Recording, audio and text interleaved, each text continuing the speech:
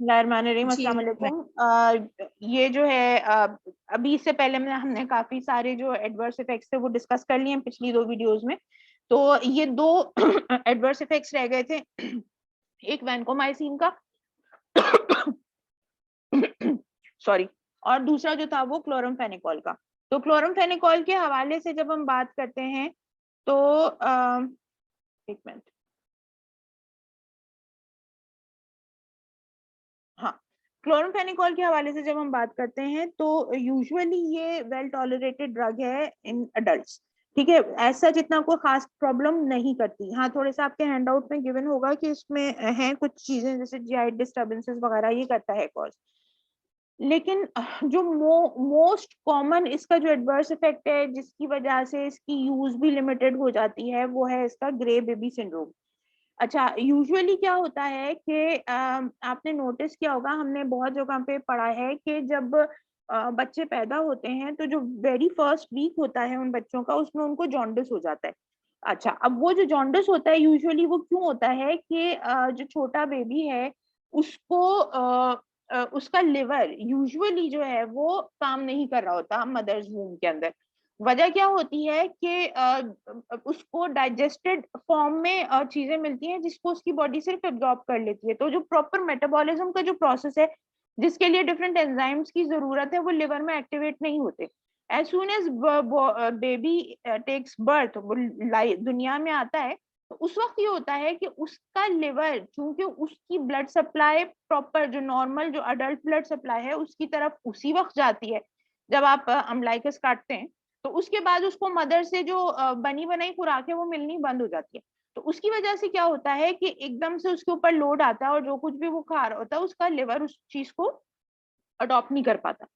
Net result ये होता है कि शुरू शुरू में पहला जो हफ्ता होता है वो यूजुअली समझ लें आप तकरीबन अच्छे खासे जो बेबीज होते हैं वो उसमें चले जाते हैं, क्या कहना चाहिए आपको, जॉन्डिस की कंडीशन में चले जाते हैं, क्योंकि उनके जो मेजर एंजाइम्स हैं वो उनको बनने के लिए कम से कम 4 से 5 दिन चाहिए होते हैं, और वो बनने के बाद फिर उनका एक्टिवेशन होना और उनका मेटाबॉलिज्म को टेक ओवर करना उसमें टाइम लग जाता है।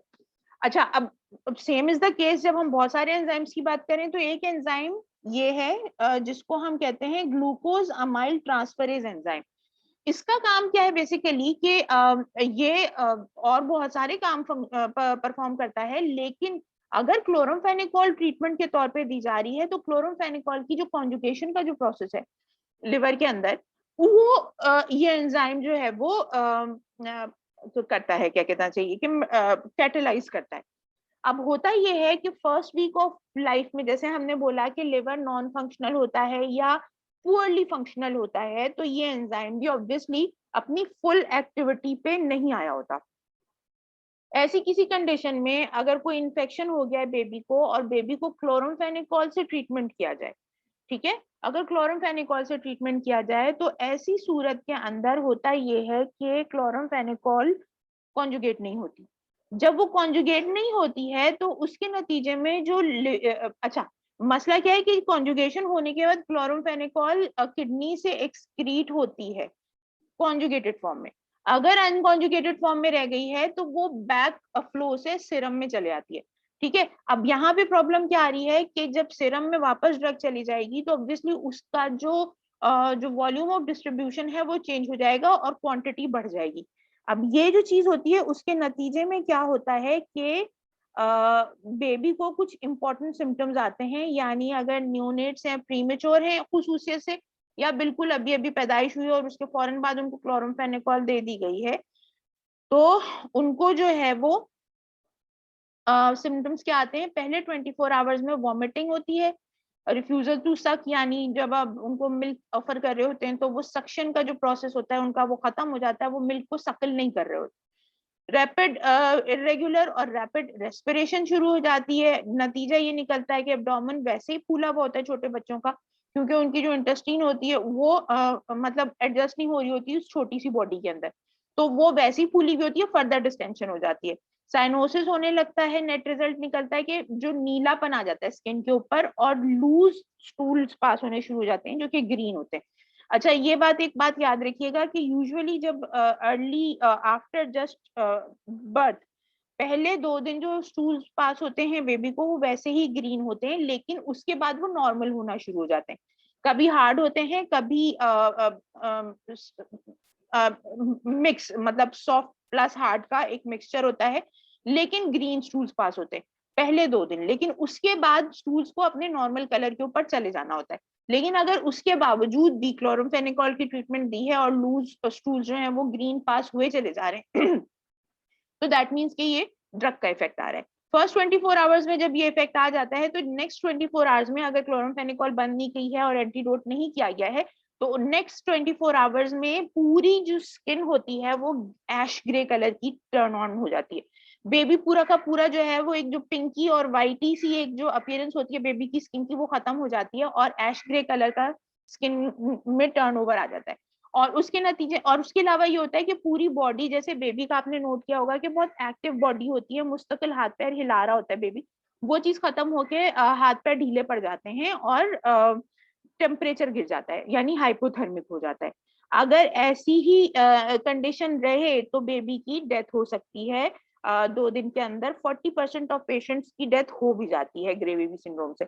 अच्छा, अब इसमें यह है कि अगर एडल्ट्स में यूजुअली ये चीज नहीं होती है, ग्रे बेबी सिंड्रोम ही कहलाता है अगर एडल्ट्स में भी हो, लेकिन वो क्या है कि एक्सीडेंटल ओवरडोज के नतीजे में बॉडी की जो जो जो एडजस्टमेंट जो क्वांटिटी है उससे अबव अगर क्वांटिटी में चला जाए तो फिर जो लिवर एंजाइम्स हैं वो उसको नहीं कॉन्जुगेट कर पाते और उसके नतीजे में फिर ड्रग जो है वो सीरम में डिपॉजिट होती है और ऐश ग्रे कलर में कन्वर्ट करके पेशेंट की लाइफ थ्रेटनिंग सिचुएशन क्रिएट कर सकती है। यूजुअली जो यहाँ पे ये बात याद रखनी है कि अगर प्री टर्म लेबर हुआ है, प्री टर्म लेबर पता है ना आप लोगों को?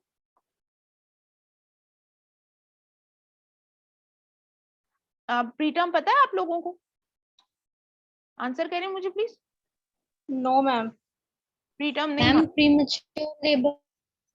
हाँ, प्री टर्म से मुराद क्या होता है? यूजुअली आपको पता है कि जो जो जो इंट्रा यूट्राइन लाइफ है बेबी की वो यूजुअली 9 मंथ्स की होती है, ठीक है?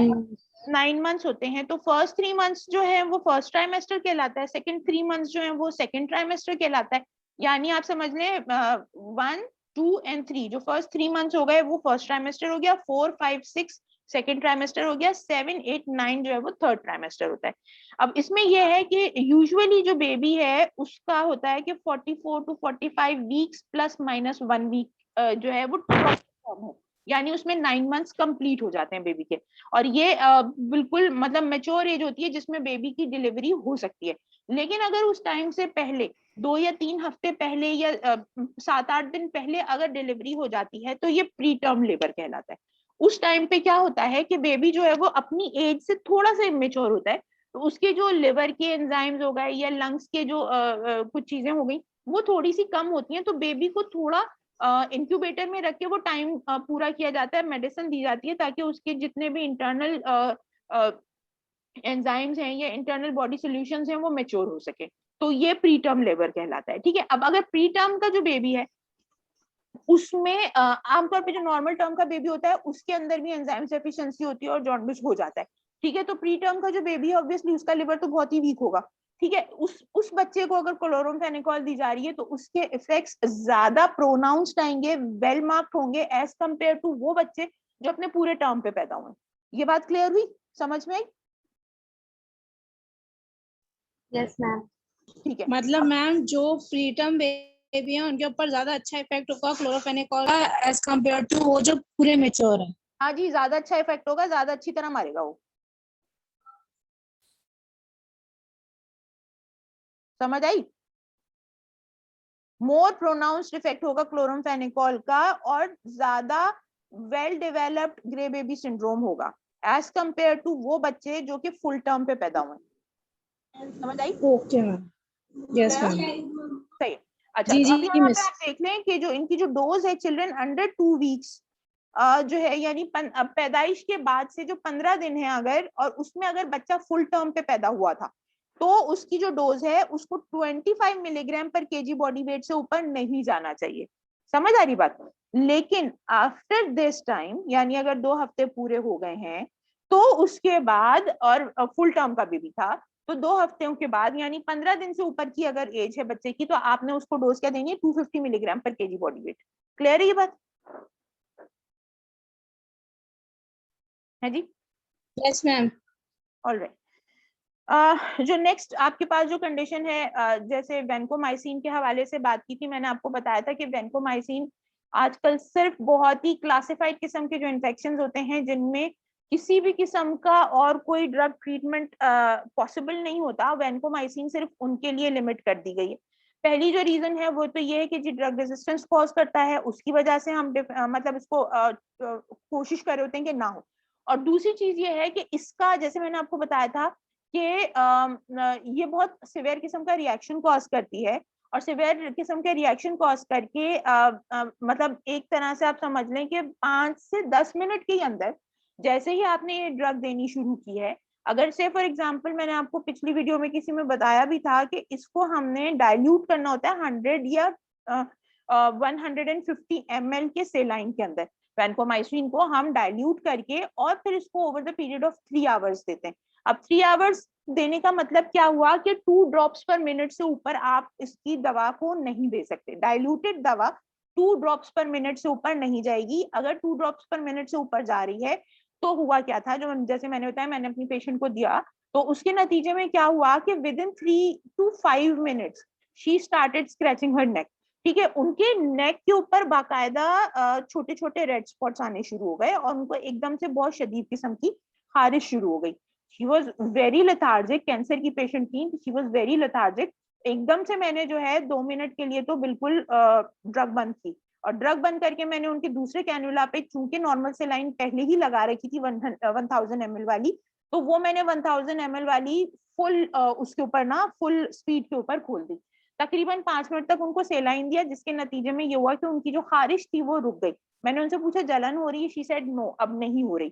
तो जब वो जलन वगैरह खत्म हो गई तो फिर हमने उसको दोबारा से वैनकोमाइसिन स्टार्ट किया, और उसको अगेन 2 ड्रॉप्स पर मिनट से ऊपर किसी सूरत से नहीं जाने दिया, और उसके नतीजे में हुआ कि वैनकोमाइसिन चली गई और पेशेंट को जो है वो रिएक्शन नहीं आया। बात समझ में आ रही है क्या कहना चाह रही हूँ? ये प्रैक्टिकल एक चीज बताइए मैंने, जो मैंने खुद एक्सपीरियंस की थी। अब उसको सामने रखते हुए आप देख लें कि अर्टिकेरियल रैश, जो मैंने जो रेडनेस, रेड स्पॉट्स और शदीद खारिश की जो बात की, तो ये था अर्टिकेरियल रैश। ठीक है जी, रेड स्पॉट्स आ जाते हैं, बहुत शदीद किस्म की फ्लशिंग होती है, यानी रेड जो ब्लड है वो ऐसा लगता है कि पूरा चेहरे की तरफ और नेक की तरफ रश कर रहा है। पेशेंट को टैकीकार्डिया होता है, यानी बहुत स्पीड के साथ उसका हार्ट रेट बढ़ना शुरू हो जाता है और ब्लड प्रेशर गिर जाता है। ये रेडमैन सिंड्रोम कहलाता है। इट्स नॉट एलर्जिक रिएक्शन, यानी बेसिकली हिस्टामिन इन्वॉल्व नहीं है। वैनकोमाइसिन का जो डायरेक्ट, हाँ, इनका कहना ये है कि एलर्जिक रिएक्शन नहीं है, यानी इम्यूनोग्लोबुलिन्स इन्वॉल्व नहीं है। वैनकोमाइसिन डायरेक्ट मास्ट सेल को एक्टिवेट करता है, आईजीई इन्वॉल्व नहीं होते, मास्ट सेल एक्टिवेशन होती है डायरेक्ट टॉक्सिसिटी वैनकोमाइसिन की वजह से, जो कि हिस्टामिन रिलीज करके ये रिएक्शन कॉज कराती है। यहाँ तक कोई चीज जो समझ में नहीं आई हो? कोई सवाल पूछना है इस कंडीशन से रिलेटेड? आगे चले?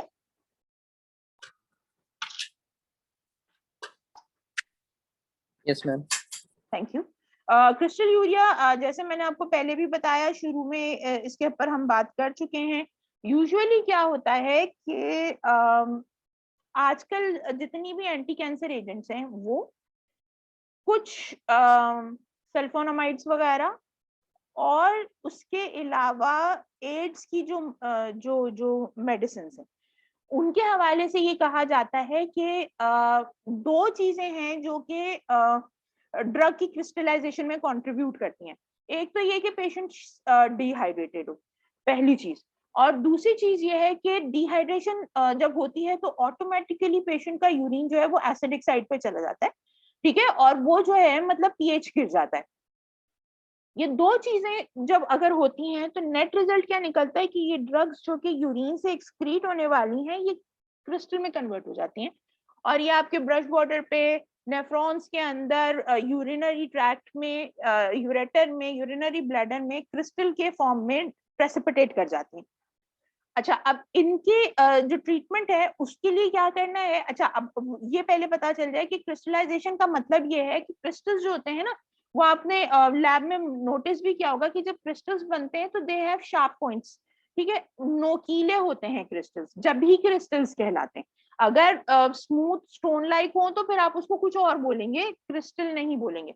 नोकीले होते हैं और वो क्या करते हैं कि आपका जो पूरा यूरिनरी ट्रैक्ट है या जो नेफ्रॉन है उसमें डैमेज कॉज करना शुरू कर देते हैं, फिजिकल डैमेज कॉज करते हैं अपने नोकीले एजेस की वजह से। तो वो आगे जाके जो है वो नेफ्राइटिस में कन्वर्ट हो सकता है अगर इसको प्रॉपर तरीके से चेकआउट ना किया जाए। तो दो तरीके हैं कुछ, जो जैसे मैंने ये आपको बताया कि एड्स की मेडिसिन हो गई, सल्फोनामाइड्स दे रहे हैं आप या जो भी है, तो उसके लिए आप कोशिश ये करते हैं कि पेशेंट को, या जैसे कैंसर कीमोथेरेपी के जो पेशेंट्स होते हैं उनकी जो मेडिसिन होती है, जिन ड्रग्स का भी क्रिस्टलाइजेशन का प्रोसेस पहले से मालूम होता है, तो उसके साथ आप क्या कर रहे होते हैं, 1000 सीसी की हाइड्रेशन भी लगाते हैं।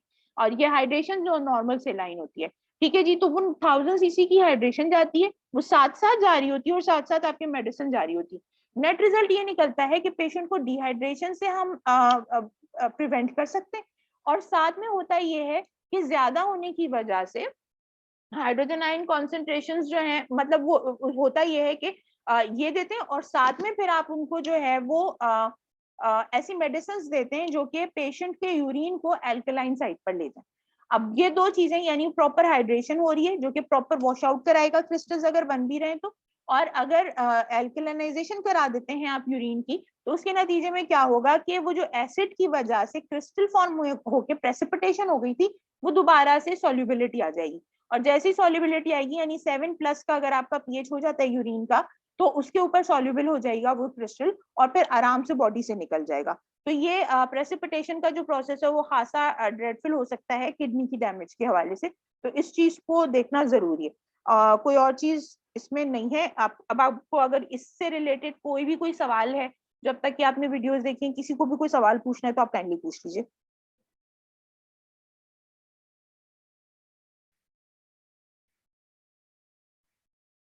Anybody who wants to ask any question? No ma'am, ये समझ में आ गया, बस ये भी समझ में आ गया, वो वाला भी समझ में आ गया, पिछले वाले भी समझ में आ गए। हाँ जी, मैम हाँ पूछे। मैम ये जो आपने समझाया था ये समझ आ गया, लेकिन जो आपकी फर्दर 3 वीडियोस है ना, वो ये था कि मैंने देख ली थी मैंने, लेकिन इन डिटेल नोट नहीं की थी। तो नेक्स्ट क्लास में मे बी आप जब भी क्लास रखें तो मैं उसके रिलेटेड अगर मुझे उसमें कुछ समझ नहीं आएगा सो आई विल आस्क देम। ठीक है, बिल्कुल सही है। तो अब अगर किसी को कोई क्वेश्चन नहीं पूछना है तो फिर एंड करें इसको। यस मैम, और मैम अटेंडेंस। हाँ, अटेंडेंस के लिए मैं आपका पेज जो है वो रख लूंगी।